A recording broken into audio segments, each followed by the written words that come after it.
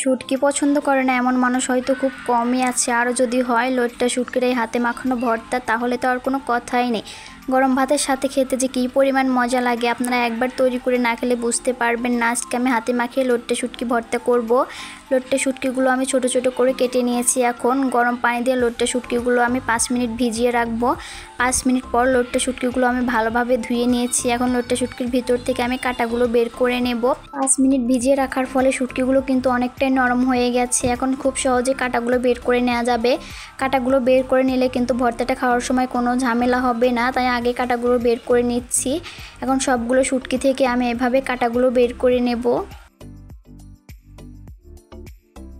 সবগুলো শুটকি থেকে কাটা বের করে নিয়েছি। এখন চুলায় একটা প্যান বসিয়ে দিয়েছি। প্যানে রসুন কুচি দেব, এরপর দেব পেঁয়াজ কুচি এবং কয়েকটা শুকনো মরিচ দিয়ে সরিষার তেল দিয়ে ভালোভাবে ভেজে নেব। এই শুটকি ভর্তাটা যে এত মজা, বাটাবাটির কোনো ঝামেলাই নেই, হাতে মাখিয়ে খুব সহজে ভর্তাটা তৈরি করে নেওয়া যায়। আর গরম ভাতের সাথে হলে তো কোনো কথাই নেই।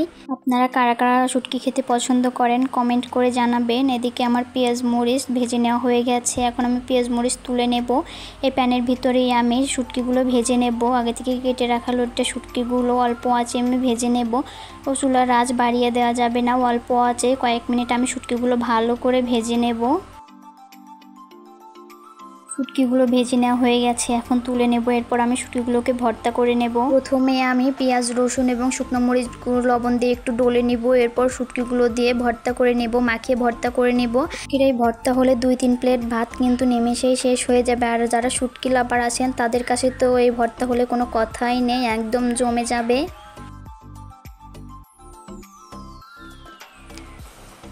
পেঁয়াজ রসুন ভালোভাবে মাখিয়ে নিয়েছি। এখন আমি শুটকিগুলো আলতো হাতে ভালোভাবে মাখিয়ে ভর্তা করে নেব। শুটকিগুলো ভালোভাবে মাখিয়ে নিলে ভর্তা রেডি। আমার ভর্তাটা তৈরি হয়ে গেছে, দেখুন কত সুন্দর কালার এসেছে। ভর্তাটা দেখতে জাস্ট অসাধারণ হয়েছে, খেতে তো অনেক মজা হয়েছিল। আর আমার ভিডিও ভালো লাগলে লাইক কমেন্ট শেয়ার করে দিবেন। আজকে এখানেই বিদায় নিচ্ছি, ভালো থাকবেন সবাই, আল্লাহ হাফেজ।